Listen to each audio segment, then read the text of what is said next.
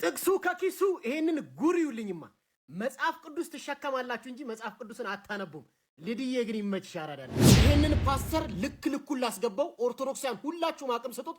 ለ50 ሰው ሼር አድርጉልኝ። ሙሉ ተመልከቱት። ቢያንስ 1 ደቂቃ ብቻ አዳምጡት። አባቶቹ ገብቷቸዋል። የቀሩት ቲክቶከሮቹ ናቸው። ለነሱም ይገለጥላቸዋል። ዲያቆን ሄኖክ ኃይሌ በብፁዕ አቡነ ገብርኤል ስብከት ላይ ጠንከር ያለ ትችቱን ሰንዝሯል። ዲያቆን ሄኖክ ኃይሌ ኦርቶዶክሳውያን ይህንን መረጃ ኮፒ ሊንክ ሼር ሪፖስት አድርጉልኝ። የመምህራችን የዲያቆን ሄኖክ ኃይሌን በጣም የተወደደ ሊደመጥ የሚገባው ከፍኖተ ጽድቅና ከብፁዕ አቡነ ገብርኤል ጋር ያስተላለፈውን መልእክት ነው አሁን የማቀርብላችሁ። ዲያቆን ሄኖክ እንግዲህ በእስራኤል ገሊላ ላይ ሆኖ ነው ይህንን ጽሑፍ የጻፈው። ምን ነው ተስፋ ትቆርጣለህ? ምን ነው ትደክማለህ? ምን ነው በሲባጎ ትታነቃለህ? ምን ነው በረሃ ለበረሃ ትንከራተታለህ? ምን ነው ሱስ ውስጥ ትገባለህ? አባት እያለ አባት እንደሌለው። ሰላም ጤና ይስጥልን የቃል ሚዲያ ቤተሰቦች እንደምን ቆያችሁ? እንደምን እስከዚህ ሰዓት ደረሳችሁ? የእግዚአብሔር ሰላም ከሁላችን ጋር ይሁን። ዛሬም እንደተለመደው አሪፍና ምርጥ የሆኑ ቪዲዮዎችን አስተማሪ የሆኑ ቪዲዮዎችን ይዘንላችሁ መተናል። ቪዲዮን ከመጀመራችሁ በፊት ላይክ፣ ሼር፣ ሰብስክራይብ እንድታደርጉ በአክብሮት እንጠይቃለን። ከዛ ወደ ቪዲዮ እንሄዳለን። ጥቅሱ ከኪሱ ይሄንን ጉሪውልኝማ መጽሐፍ ቅዱስ ተሸከማላችሁ እንጂ መጽሐፍ ቅዱስን አታነቡም። ልድዬ ግን ይመችሽ ያራዳልች። ተመልከቱ፣ አዳምጡት። ኢየሱስ ጌታ አሜን። በደሙ ከእግዚአብሔር ጋር ታርቀን ዲሽ ይላል ጥያቄ ጠይቃለሁ። እሺ፣ ከዛ እሱን ጥያቄ ከመለስክልኝ ይሸልማለሁ። እሺ፣ በሐዲስ ኪዳን መጽሐፍ ከ27ቱ ኢየሱስ ጌታ ነው የሚለው ቃል የቱ ጋር ነው የሚገኘው? ኢየሱስ ጌታ እንደሆነ ለምሳሌ ጥቅሱ የቱ ጋር ነው የሚገኘው? ኢየሱስ ጌታ ነው የሚለው እንትን ላይ ቃል በቃል ኢየሱስ ጌታ ነው የሚለው ቃል የቱ ጋር ነው የሚገኘው? ኢየሱስ ጌታ ነው። ግን ቃል በቃል የቱ ጋር ነው የሚገኘው? እዚህ ያ ቃል የቱ ጋር ነው የሚገኘው? መጀመሪያ መጽሐፍ ቅዱስን በደንብ ሳታነቡ መታችሁ ሜክሲኮና መገናኛ ማጨናነቅ ምን የሚሉት ነው? ቆይስ አንብቡት በደንብ መሸከም ብቻ አይደለም። ሌላው ነገር ደግሞ ልንገራችሁ። አንደኛ ቆሮንቶስ ምዕራፍ 12 ከቁጥር 3 ላይ ያለችው ቃል ማንም ሰው በእግዚአብሔር መንፈስ ካልሆነ በቀር ኢየሱስ ጌታ ነው ሊል አይችልም የሚለው ለእናንተ አይደለም። አይዘይ ማንም ሰው ተነስቶ ኢየሱስ ጌታ ነው ሊል ይችላል። ግን በእግዚአብሔር መንፈስ ማለት አንዳንድ ሰው ችግር ሲደርስበት፣ መከራ ሲደርስበት፣ ፈተና ሲደርስበት፣ የመጨረሻ ተስፋ ሲቆርጥ የዛን ሰዓት ኢየሱስ ጌታ ነው የሚል በእግዚአብሔር መንፈስ ካልሆነ ሰው ዋጋ የለውም። በሊቢያ ላይ የታረዱትን አይታችኋል አይደለ? የዛኔ አንተ ኢየሱስ ጌታ ነው ትላለህ። አንተ መንገድ ላይ የሚሰብከው ሰውዬ አትልም። ፈሪና አፈለን ያለው መንፈስ ቅዱስ ያረፈበት ሰው የዛኔ መቼም ቢላ እንኳን አንገቶ ቢደረግ ኢየሱስ ጌታ ነው ይላል። ግን ፕሮቴስታንቱን የምጠይቀው ጥያቄ አለ። መጽሐፍ ቅዱስ ብቻ ከሆነ የምትከተሉት መጽሐፍ ቅዱስ ውስጥ ብዙ የተጻፉ ነገሮችን ግን አትከተሏቸው። ለምሳሌ በየትኛው የመጽሐፍ ቅዱስ ክፍል ውስጥ ነው ሴት የቤተ ክርስቲያን መሪ የምትሆን? የለም። ሶላ ስክሪፕቱራ ውሸት። በየትኛው መጽሐፍ ቅዱስ ጥቅስ ነው ቤተ ክርስቲያን ውስጥ እንደ ልባችሁ በልሳን ጩሁ የሚለው? የለም። ግን ሶላ ስክሪፕቱራን የምትጠቀሙት ከኦርቶዶክስ ጋር ኦኬ። እኚህን መምህር እንደሰማችኋቸው ምን እያሉ ነው? በፕሮቴስታንት ውስጥ መጽሐፍ ቅዱስ ብቻ የሚል ትምህርት ቢኖርም ግን ውሸታቸውን ነው እያሉ ነው። በምን መልኩ አሉ? ይህን ለመረዳት በነገራችን ላይ ቪዲዮውን ማለት ነው 3 ነጥቦችን ላንሳ። የመጀመሪያው ነጥብ በምን መልኩ ነው ያነሱት? እንደ ፕሮቴስታንቶቹ መጽሐፍ ቅዱስ ብቻ ቢሉም ግን መጽሐፍ ቅዱስ ላይ የሌለ ልምምድ ግን አላቸው። ለምሳሌ አሉና ሴት ልጅ በቤተክርስቲያን ውስጥ ፓስተር ትሆናለች እነሱ ጋር፣ ግን ይህ መጽሐፍ ቅዱስ ላይ የለም አሉ። ኬት ነው ያገኙት? ከመጽሐፍ ቅዱስ ሳይሆን ከሰዎች። ስለዛ መጽሐፍ ቅዱስ ብቻ የሚሉት ውሸት ነው። ሁለተኛ እንደው በቤተክርስቲያን ውስጥ ሰው እንደ ልቡ እየወጣ ልሳን ይናገራል፣ ይህ ነገር መጽሐፍ ቅዱስ ላይ ያለው አሉና የለም። ስለዛ ኬት ነው ያገኙት? ከሰዎች። ስለዛ ሰዋዊ የሆነ ትምህርት ስላላቸው መጽሐፍ ቅዱስ ብቻ የሚሉት ውሸት ነው፣ እንደ ከኦርቶዶክስ ጋር ለመጨቃጨቅ ያህል ነው አሉ። የመጀመሪያው ነጥብ አዎ ትክክል ናቸው። መጽሐፍ ቅዱስ ብቻ ይላሉ እንጂ መጽሐፍ ቅዱስ ብቻ እያሉ ግን መጽሐፍ ቅዱስ ብቻ የሚባለውን ትምህርት የማይቀበሉ ናቸው ፕሮቴስታንቶቹ ራሳቸው። ሁለተኛው ነጥብ ግን እሳቸው ራሳቸውም መጽሐፍ ቅዱስ ብቻ ይላሉ ግን አይቀበሉትም። እንዴት ያላችሁኝ እንደሆነ ለምሳሌ ጥምቀት አያድንም ብለው ነው የሚያስተምሩት፣ ግን መጽሐፍ ቅዱስ ላይ ጥምቀት አያድንም ሳይሆን ጥምቀት ያድናል ነው የሚለው። ሊትራሊ ለምሳሌ ጥምቀት ያድናል ይላል መጽሐፍ ቅዱስ። ለምሳሌ አንደኛ ጴጥሮስ ምዕራፍ 3 ቁጥር 21 ላይ ሰው ጥምቀት እንደሚያድን መጽሐፍ ቅዱስ እያስተማረ እሳቸው ግን መጽሐፍ ቅዱስ የማያስተምረውን ካስተማሩ እሳቸውም የዚዊንግሊን የሰዎችን ትምህርት ይዘዋልና የነዚህ ዊንግሊን ሰዋዊ ትምህርት በማስተማራቸው መጽሐፍ ቅዱስ ብቻ የሚሉት ያው የእርሳቸውን ቃል ለመጠቀም ውሸት ነው ማለት ነው። ቅዱስ ቁርባን ላይ መሄድ እንችላለን፣ ሌሎችም ትምህርቶች ላይ ከመጽሐፍ ቅዱስ ውጭ የሆነ ትምህርትን ስለሚያስተምሩ መጽሐፍ ቅዱስ ብቻ የሚሉት ትምህርት ውሸት ነው። ስለዛ ሶስተኛው ነጥባችን መጽሐፍ ቅዱስ ብቻ የሚለውን ትምህርት የምንቃወመው እኛ ብቻ ሳንሆን ፕሮቴስታንቶችም ናቸው። ልዩነቱ ምንድነው ካላችሁኝ፣ ስንቃወም እነርሱ መጽሐፍ ቅዱስ ብቻ እያሉ ነው የሚቃወሙት። ራሱ መጽሐፍ ቅዱስ ብቻ ነው። በማን የሚቃወሙት? በሰዋዊ ትምህርት፣ በሰው ሰራሽ ትምህርቶች። እኛ ደግሞ መጽሐፍ ቅዱስ ብቻ የሚለውን ትምህርት የምንቃወመው ከሐዋርያት ጀምሮ የመጣ ሐዋርያዊ የሆነ አስተምህሮ አለ። አስተምህሮውን ይዘን ነው መጽሐፍ ቅዱስ የምናነበውና መጽሐፍ ቅዱስ ብቻ የሚለውን ትምህርት እንቃወማለን። የምንቃወመው በሐዋርያዊ ትምህርት ነው። ልዩነቱ ያ ነው እንጂ መጽሐፍ ቅዱስ ብቻ የሚለውን ትምህርት እኛም ፕሮቴስታንቱም ይቃወሙታል። እነሱ እያሉት ነው መጽሐፍ ቅዱስ ብቻ እያሉ ነው የሚቃወሙት። ያ ነው። ይቆያል። ስፖርት የምትሰሩ ሰዎች አላችሁ፣ ጂም የምትሄዱ አይደል? ትሰራላችሁ። ስትሰሩ በጣም ስቃይ አለው የለውም? ይኖረዋል። ስቃይ ባይኖረው ድካም ይኖረዋል። እና ረንዶ ይሄን ስፖርት ጌታው እንደው ይሄን ስፖርት አላቀ ትላላችሁ አትሉ? ትላለህ። እስኪ ስለ ስፖርት አላቀ ብሎ የጸለየ ትላላችሁ? እንደው ይሄን ጂም የሚባል የሚዘጋ አምላክ ብሎ የሚያውቃል? ለምንድን ነው ደስ ብሏችሁ የምትሰሩት? ስትራፖ እያያዛችሁ ደረቱ ጋር እያያዛችሁ ለምንድን ነው ያን የምትሰሩት? ለውጡን ስለምታስብ ደስ ብሎ ነው የምትሰራው። ጥንካሬ ስላለ ጠንካራ ሆናለሁ፣ በደንብ ቶሎ አላረጅም እያላችሁ አይደል የምትሰሩት?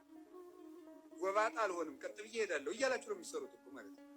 ስለዚህ እንደሚያጠነክርህ አውቀህ ነው። ነፍስም እንደዚያው የራሷ ማጠንከሪያ አለ። ነፍስን የሚያጠነክራት ምንድን ነው ካላችሁ፣ መከራ ነው የሚያጠነክራት። ወምንዳቤ አርሃበሊተ ሰፊ ልቡና የሚገኘው ከመፈተን ነው። ተፈትኖ የማያውቅ ሰው አትንኩኝ ባይ ነው፣ ከሰው ጋር መኖር የማይችል። ስለዚህ እግዚአብሔር ከመከራ የተነሳ አሰፋልኝ ያለ ቅዱስ ዳዊት። ለዚህ መከራ ትዕግስትን እንዲያደርግ፣ ትዕግስትን ተስፋን እንዲያደርግ እናውቃለን። ተስፋ ደግሞ አያሳፍርም ይላል ቅዱስ ጳውሎስ። መከራ ትዕግስትን ያደርጋል። ትዕግስት እንድናገኝ ብርቱ እንድንሆን። የሰው ልጅ እንደ አትክልት ነው። አረጋዊ መንፈሳዊ እንደሚናገረው አትክልት በፀሐይ ብቻ ማደግ አይችልም፣ ይደርቃል። በዝናብ ብቻ ማደግ አይችልም፣ ሽባ ይሆናል። ስለዚህ ዝናቡ ያበቅልና ያሳድገዋል፣ ፀሐዩ ያበስለውና እንዲያፈራ ያደርጋል። ስለዚህ ሐሩሩን መከራ አድርጉት፣ ዝናቡን ደግሞ የእግዚአብሔር ቸርነት ነው። ሰው ሁልጊዜ ቸርነቱን ብቻ ቢያደርግለት፣ መከራ ሳይመጣበት ብቻ ቢጠብቀው የሰው ልጅ ልፍስፍስ ይሆናል፣ ሰነፍ ይሆናል። ዝም ብሎ መከራ ብቻ ቢመጣ ደግሞ ተስፋ ይቆርጣል። ስለዚህ እግዚአብሔር ምን ያደርጋል? ሰው አትክልት ነውና አትክልቱን ለማሳደግ ከመከራውም ጥቂት ጥበቃውንም ሳያቋርጥ ሁለቱንም አላገባም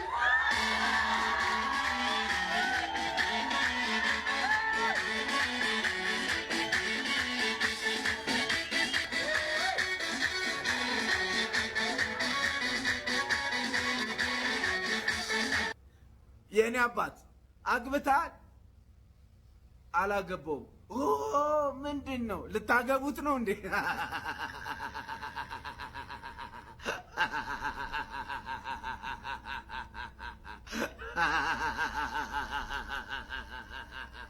እንዴ ምንድን ነው? ወይ የትንቢት አለመሳካት ነው እንጂ አለማግባቱ ምንድን ነው የሚያስጨፍረው? አግብቶ ተሰብስቦ ዘሩን ተክቶ ቢኖር አይሻልም? ትልቅ ሰው ነው።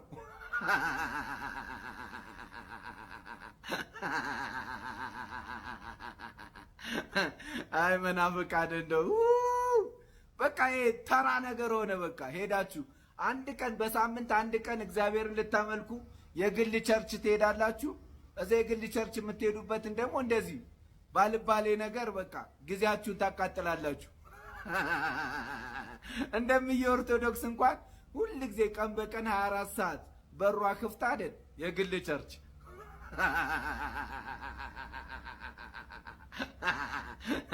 ለማንኛውም ያላገባው ሰውዬ እንዳትሸወድ፣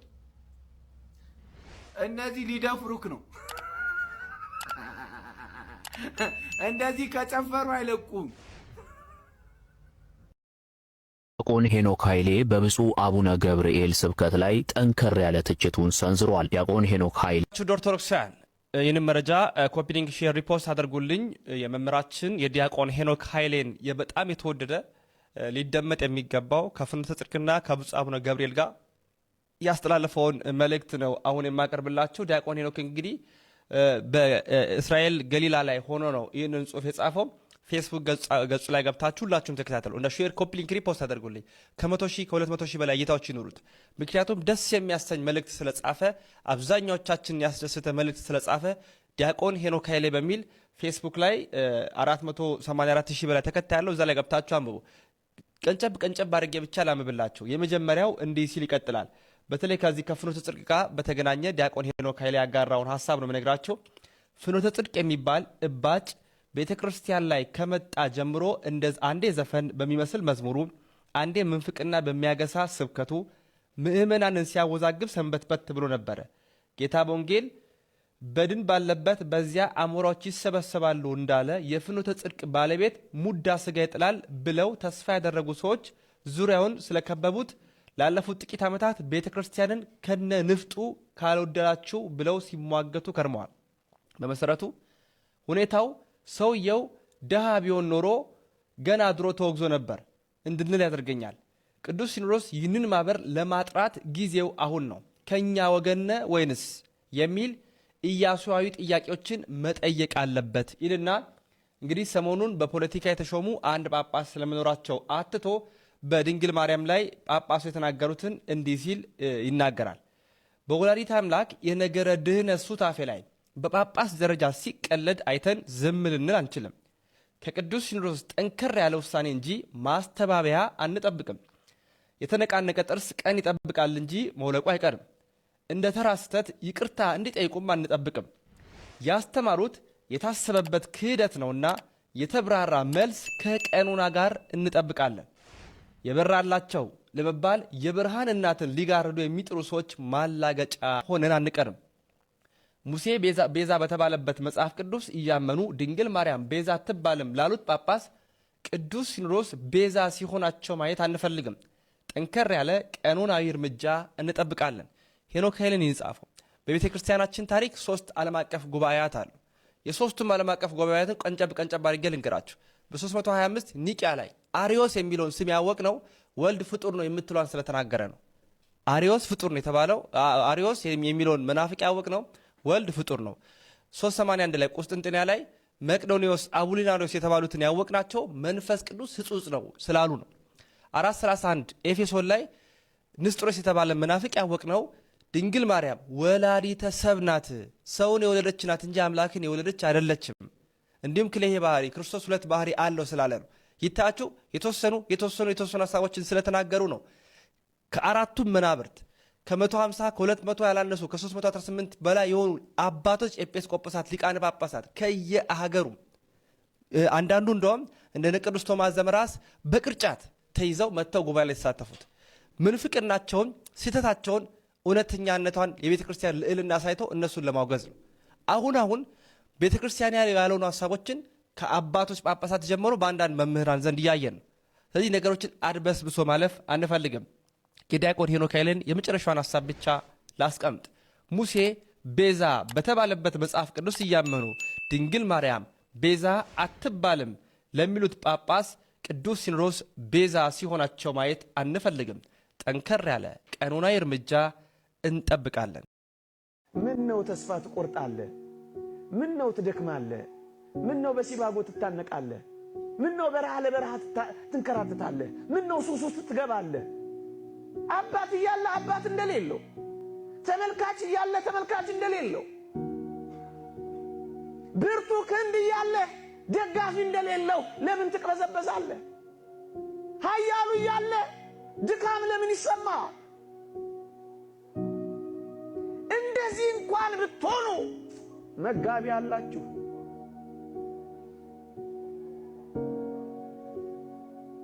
አጉራሽ አላችሁ፣ አልባሽ አላችሁ፣ መካች አላችሁ። ይህን ነው ማየት ያልቻልነው። ተስፋ እዩቴ ምን አለው ምን አለው? ያቺን የሉቃስ ወንጌል ምዕራፍ 18 ሴት አላያችኋት? የምታስፈራራባት ባል የላት ሞቶባታል። የምትማርክበት ውበት የላትም፣ ደምግባት የላትም፣ አርጅታለች። የምትደልልበት ገንዘብ የላትም፣ መናጢና። ግን ዳኛው ስለ ዝብዘባዋ ሲል ሰማት ይላል። ምንም ነገር እንኳን ባይኖረን አጥብቀን ከጸለይን እግዚአብሔር አባታችን እንደሚሰማን አታስታውሉ? ይሄንን ፓስተር ልክ ልኩን ላስገባው። ኦርቶዶክሳውያን ሁላችሁም አቅም ስጡት። ለ50 ሰው ሼር አድርጉልኝ። ሙሉ ተመልከቱት። ቢያንስ 1 ደቂቃ ብቻ አዳምጡት። ጳጳሶቹ ገብቷቸዋል። የቀሩት ቲክቶከሮቹ ናቸው። ለእነሱም ይገለጥላቸዋል። በያዘው እኛ ቲክታከሮች ጳጳስ ተከትለን እምነት የምንቀይር፣ ለወዳችን ብለን ማርያምን የምንክድ፣ ለገንዘብን ብለን እምነት የምንቆምር አይደለንም። እኛ ኦርቶዶክስ ለዘላለም ትኑር፣ በደሙ የቆመች ውባ ሃይማኖቴ፣ ኢየሱስን መሰብክ ገነት ናት እምነቴ። እኛ ቲክታከሮች የቆምነው በክርስቶስ ደም ነው፣ በእመቤቴ ምልጃ በፍቅሯ የተሳብነው። እኛ እምነታችን ኦርቶዶክሳዊ ነው፣ ወንጌላችን ደግሞ ፈራጁ ክርስቶስ ነው። አማላጅ አይደለም፣ የእኛ አምላክ ቤዛ ነው። አስደንግጡ ሰዎች፣ ኦርቶዶክስ ቀጥተኛ እምነት ነው። እኛ ቲክታከሮች የምንከተለው ጳጳሱንም ሳይሆን በደሙ ያቆማት እቺን እምነቴን ነው። በደሙ ያቆማት እቺን እምነቴ ነው። አታስቡት። ኢየሱስ ጌታ ነው ካሏችሁ ሰዎች ምን ትሏቸዋላችሁ መሰላችሁ? ኢየሱስ ክርስቶስ የእግዚአብሔር ልጅ እንደሆነ አምናለሁ በሉ። መቼ ነው እንደዚህ ያለችው ኢትዮጵያ? የዛሬ ስንት ዓመት? 2000 ዓመት። 2000 ዓመት ሆኖናል ለካ። ሰረገላ አቁማ የተጠመቀች ሀገር ላይ ነው ያለነው እኛ። የዛሬ 2000 ዓመት መኪና አልነበረም የዛኔ። እኛ በመኪና መጥተው አይደለም የሰበኩን ይህን ልጆ ሰራተኞች። ሰረገላ አቁማ ክብሯን ጠብቃ ወርዳ የተጠመቀች ሀገር ነች ኢትዮጵያ። የምናውቀውን ኢየሱስ በእኛ ኢየሱስ እንቀይርላችሁ ማለት የሚሞክሩ ሰዎች ናቸው። በዚያ ላይ ተረጋግተው እንኳን ቢያስተምሩን ምን አለ? ስብከት በእርጋታ ነው የሚሰበከው አይደለም?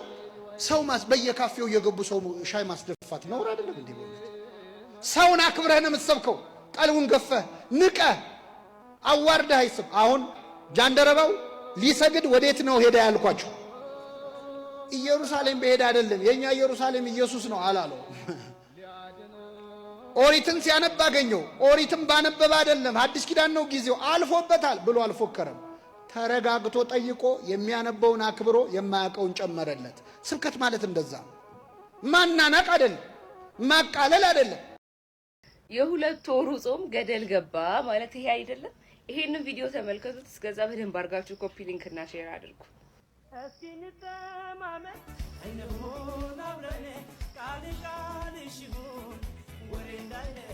የትኛውን ጴንጤ እወራረዳለሁ? የትኛውን ጴንጤ ከጾመና ከጸለየ በኋላ እግዚአብሔር ቤት ውስጥ በአምልኮ ሲቀመጥ በህብረት በአንድ ላይ ሲያሳልፍ እንጂ ሲጨፍርና ሲጠጣ አታገኙት።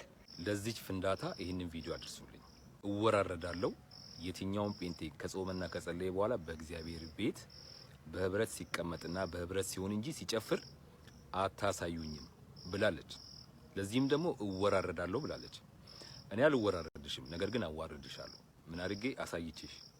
በእግዚአብሔር ቤት እንዴት እንደምትጨፍሩ አሳይቼ። ይሄማ አፍሪከኛ ያንቀሳቅሳል።